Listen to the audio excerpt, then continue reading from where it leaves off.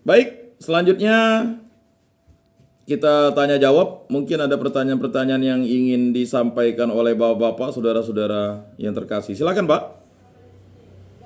Ya, Pak Timotius Ngacam. Ah, ini luar biasa nih.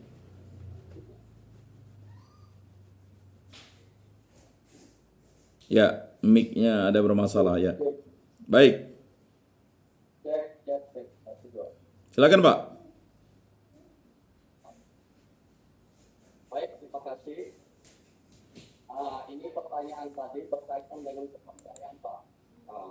Yang perlu saya tanyakan, adat istiadat kita orang Dayak Ya, itu tidak luput dari penanggalan sinyal. Orang Dayak bikin ladang, orang Dayak bikin rumah pakai tanggal sinyal. Apakah itu kepercayaan animisme, Pak? Terima kasih. jadi begini, latar belakang kepercayaan-kepercayaan atau tradisi budaya itu kan dilatar belakangi karena adanya kepercayaan-kepercayaan terdahulu yang terjadi alkulturasi atau inkulturasi. Percampuran budaya-budaya misalnya yang menyeimbangkan posisi alam itu dan menyeimbangkan posisi tentang dunia roh dan menyeimbangkan posisi tentang ya peredaran musim dan sebagainya itu lumrah saja. Nah, budaya animis itu kan masuk karena memang budaya tentang roh-roh atau jiwa-jiwa itu kan kepercayaan dasar semua umat manusia, Pak. Jadi kalau kita lihat manusia itu kan sebenarnya adalah makhluk rohani. Tanpa agama pun manusia itu sadar bahwa dia diciptakan oleh Sang Pencipta. Sebutannya apa-apapun ya kita terserahkan kepada masing-masing agama yang menyebut nama Tuhan Allah kan. Kita menyebut nama Tuhan Allah, misalnya umat Yahudi bilang Adonai, Elohim atau Yahweh, Yahweh itu kan karena memang itulah sebutan Tuhan Allahnya. Dan itulah yang menjadi Tuhan Allah kita. Allah yang benar itu. Nah, mengenai tradisi kepercayaan misalnya kita membuat rumah atau kita melakukan apa, ya tidak terlepas dari budaya dan tradisi animis itu dan dinamis itu tadi. Ya, sekarang tradisi misalnya, siapa sih yang menolak tradisi ngayau, Pak? Bagi orang Dayak itu kan ada 5 tradisi. Tradisi yang pertama itu adalah tradisi makan minum. Kita tidak perlu lagi kalau orang datang kita suruh makan minum, pasti kita sediakan makan minum. Silakan kalau tidak percaya. Mungkin sekarang saja banyak generasi muda tuh ya mungkin tidak paham tentang tradisi makan minum. Berikutnya tradisi pangari atau bekerja sama, ya kan? Itu untuk membuat segala sesuatu. Mau pesta, mau buka lahan, mau apa kan pangari, Pak. Nanti itu kan saling tolong menolong, royong. Berikutnya tradisi bercocok tanam. Nah, itu kan tradisinya sirkulasinya itu selalu dimulai ya nanti kan ada namanya ngarape sawah atau berape sawah apapun nutup tahun entah apalah. Nah kan ada kalau udah selesai panen namanya tahun baru padi, maka dio atau nek dangau dan sebagainya gawai kan. Nah itu kemudian tradisi yang namanya ya tadi itu sudah makan minum, bercocok tanam, pangari, kemudian budaya gawai atau misalnya harus bersyukur. Berikutnya ada tradisi, Pak, satu yang sudah dihilangkan karena tidak sesuai dengan nilai-nilai agama. Ngayau, Pak. Nah, ngayau itu kan tradisi, Pak. Siapa bilang itu bukan tradisi? Karena segala sesuatu itu acara adat harus pakai kepala, Pak. Mau kawin juga pakai kepala, ya. Itu kan ada nyabak, nyobeng, ya. Jadi bahasanya itu kan mungkin beda tapi istilahnya sama.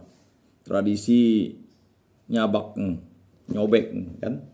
Kalau budaya Dayak itu kalau tidak ada itu ya udah tidak lengkap. Nah itu. Kemudian juga untuk segala misalnya hari-hari untuk bercocok tanam kapan itu kan semuanya pengalaman pengetahuan yang diwariskan turun-temurun. Nah, mungkin seperti itu Pak Timotius untuk jawabannya. Soalnya gini Pak, gini Pak. Nah, kalau orang Dayak tradisinya, kalau enak saya ladang itu harus pakai tanggal Cina.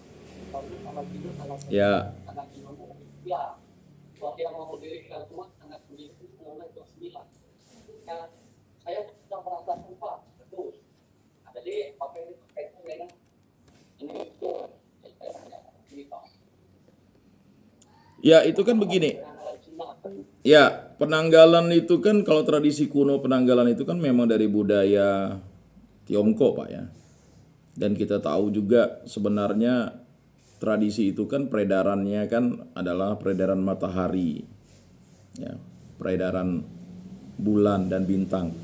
Kalender itu kan sama seperti tahun Yahudi itu kan dia gabungan bintang dan bulan. Kalau kalender Arab kan bulan. Kalau kalender yang kita pakai kan ya kan peredaran matahari. Nah, kalau budaya misalnya orang-orang seperti ada yang namanya kalender bintang, Pak.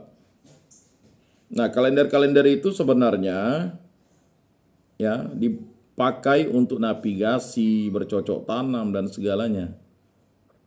Dan kita harus pahami kontekstualisasi ketika orang Dayak menggunakan kalender itu kan disesuaikan dengan musim yang terjadi di daerah itu. Dan ketika dilihat tanggalnya sesuai dengan kalender, misalnya kalender yang dari Cina itu, Tiongkok itu ya memang begitulah dia. Apalagi kalau kita memang asal mulanya dari Yaman Selatan, dari Yaman Selatan, ya dari Yunan Selatan, ya. Jadi kita ini eksodus dari Yunan Selatan katanya, ribuan tahun yang lalu. Ya pastilah budaya-budaya kalender itu masih dipakai kan. Nah jadi seperti itu. Dan memang untuk membuka ladang kita gunakan inkulturasi-alkulturasi seperti itu. Dan cocok, ya memang cocok. Karena memang itu sudah dihitung oleh manusia dulu beribu-ribu tahun yang lalu. Diwariskan. Kan tidak mungkin kita misalnya bercocok tanam misalnya mau bulan Desember. Hari-hari hujan. Ya kan? Nah, cuman yang membuat bergeser itu adalah terjadi kemarau panjang. Nah kan begitu. Ya kan agak aneh lah ada orang Dayak buka ladang di bulan Desember. Kalau buka ladang di bulan Desember mau ngapa lagi gitu. Ya. Pasti disesuaikan itu. Makanya rata-rata ya orang-orang Dayak itu buka ladang itu serentak, Pak. Kena olok kawannya kalau udah terlambat. Ya mau makan apa lagi kalau terlambat. Kecepatan pun tidak bisa, Pak. Ya kan? Nah itu. Mungkin itu jawaban saya, Pak. aku jelas Pak. Ya. Ada satu lagi Pak. Ya, silakan, Pak. Pak enggak. Ya, Pak. Silakan. Baik. Ini Pak, ada tradisi orang Dayak. Jadi diperagakan tapi laksanakan secara agama. Salah satu contoh si Jenggol si Oh. Jadi dia bikin tradisi ada, pilih mangkok, ayam, besi, tapi dia secara agama Pak. Apakah itu ditaat? Ya, apakah itu disebut animisme? Atas pengalaman saya sudah berpikir. Saya sudah animisme. Jadi saya sudah melaksanakan, saya sudah mereka apa? Dari ini saya ini kalau kami laksanakan, ini kami secara doa atau menurut apa gimana? Apa sih? Ya, penerapan adat ini kan tergantung kepercayaan juga. Memang beberapa kepercayaan itu mempengaruhi kehidupan agama dan kehidupan sosial masyarakat. Ketika misalnya terjadi senggolan, lalu mereka seakan-akan senggolan itu membawa kesialan. Jadi mereka menggunakan adat itu kan untuk menyelesaikannya supaya tidak terjadi persoalan antara manusia dengan manusia, manusia dengan Tuhan, manusia dengan alam ya Pak. Jadi seperti itu. Lalu wajar-wajar saja ketika dia ya beragama lalu mempraktekkan itu, ya.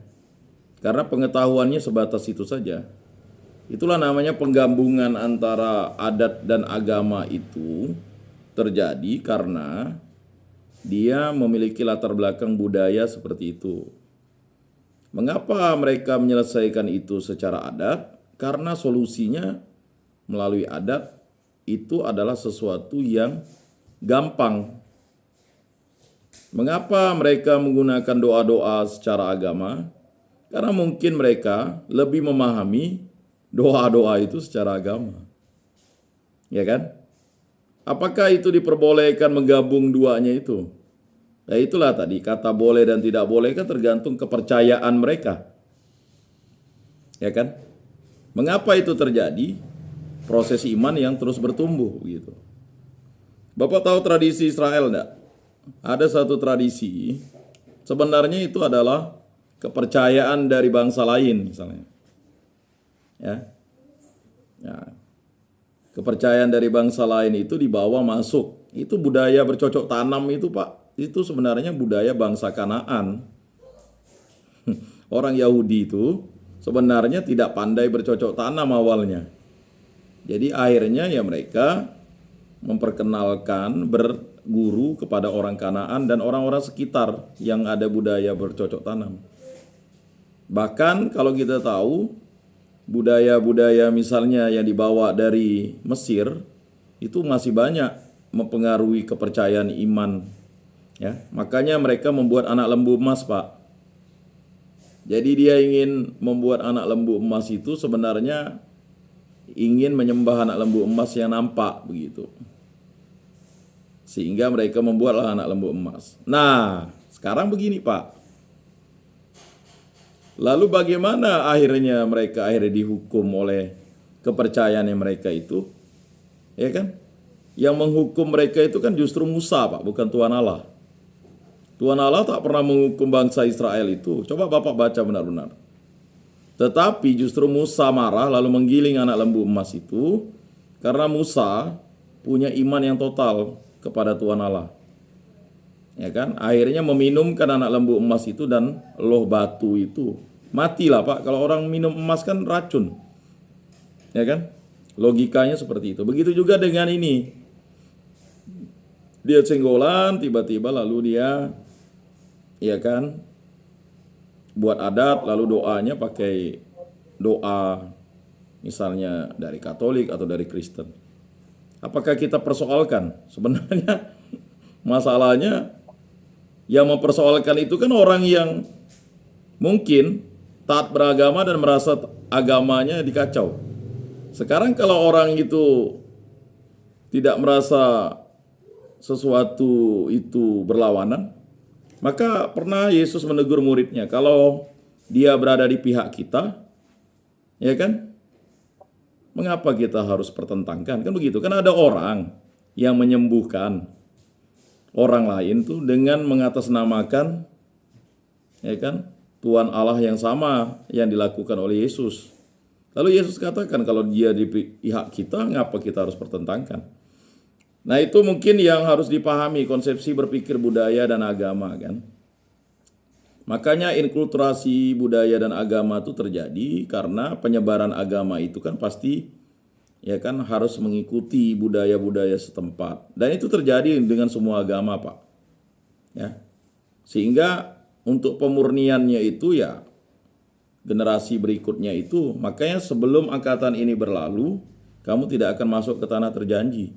Karena apa? Itu maksudnya karena mereka masih membawa budaya Mesir. Bangsa Israel itu, Bapak. Makanya akhirnya angkatan yang lain, angkatan yang dipimpin Joshua lah yang bisa masuk ke tanah terjanji. Karena mereka sudah dimurnikan dengan lahirnya sudah di padang gurun, Pak, bukan di Mesir lagi gitu. Tapi angkatan yang dibawa Musa itu adalah angkatan yang tidak bisa masuk ke tanah Kanaan atau tanah terjanji itu, tanah yang melalui Yeriko itu, karena memang mereka masih membawa kepercayaan yang ya setengah percaya dengan Tuhan, setengah percaya dengan tradisi itu. Nah itu terjadi juga di kalangan kita, ya Pak. Lalu bagaimana menurut pendapat saya mengenai hal itu. Bukan kita membiarkan, Pak. Justru nanti kan kalau budaya itu memang baik, dipandang baik, inkulturasi terjadi misalnya. Contohnya kalau misalnya dulu budayanya nyangahat kan, tiba-tiba nyangahat itu diganti dengan doa Bapa kami atau doa kemuliaan. Apakah salah ketika mereka memuliakan Tuhan dengan bahasa daerah kan? Nah, di Bidayu saja ada Alkitab bahasa Bidayu misalnya, Alkitab bahasa Iban. Ya. Di kita saja Alkitab itu belum ada bahasa Belangin, Bekati, bahasa Ahe itu belum ada karena susah. Susahnya apa, Pak? Tentang persepsi nama Tuhan saja ada berbanyak versi. Ada yang bilang Jubata, Nyabata, Sangkaro, ya kan? Atau misalnya apa begitu. Nah, itu kalau itu tidak di sesama bahasa Ahe juga ada yang menganggap Jubata dewa, ya Jubata malaikat lah. Misalnya Pak ya, saya tidak mengatakan konteks itu. Tidak sama jadinya Pak. Kalau bahasa Bidayu itu udah jelas Pak. Iban itu udah jelasnya. Nah, bahasa kita ini kan bisa jadi bahasanya sama, artinya beda Pak. Ya kan Pak? Artinya beda. Contoh jangan jauh Pak. Ini sama-sama bahasanya Ahe. Contohnya orang Ambawang dengan orang Menjalin. Nah kalau bebini Pak. Kalau orang Ambawang itu bebini itu berhubungan suami istri Pak. Kalau bebini menurut orang Menjalin itu sudah bebini gak kau? Sudah punya istri kah kamu? Ah, kan itu udah beda Pak artinya. Ya kan? Sama di intonasi sama, semua sama artinya berbeda Pak. Ya kan? Nah ini kan hal-hal kayak gitu yang memang menjadi kesulitan. Nah saya rasa memang apakah itu mengganggu iman kita ketika dia misalnya buat adat lalu pakai doa. Bagi saya ya silakan saja itu kalau kepercayaannya memang bisa ini. Tapi kan pelan-pelan nanti ketika dia masuk ke gereja kan dia mendapat pemahaman begitu. Karena iman itu berproses.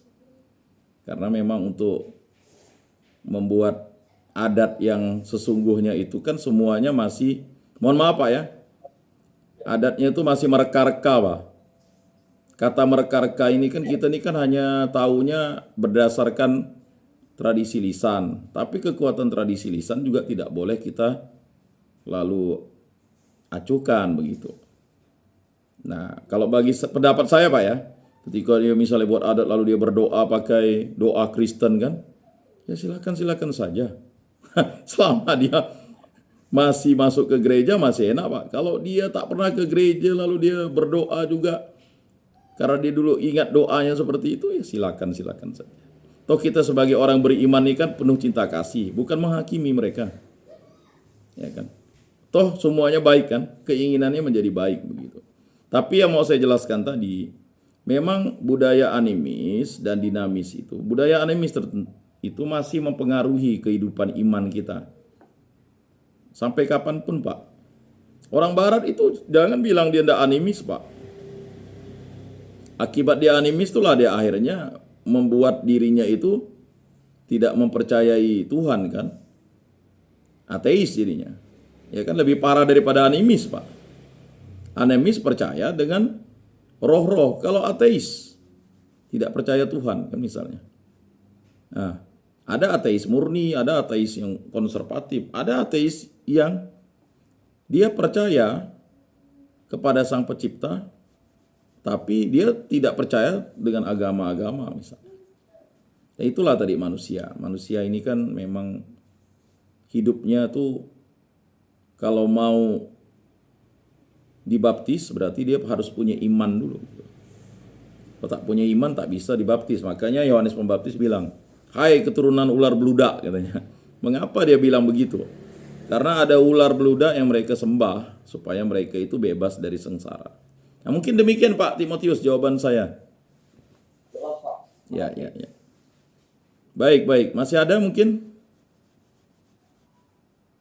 Silakan Pak Agus Matius kali.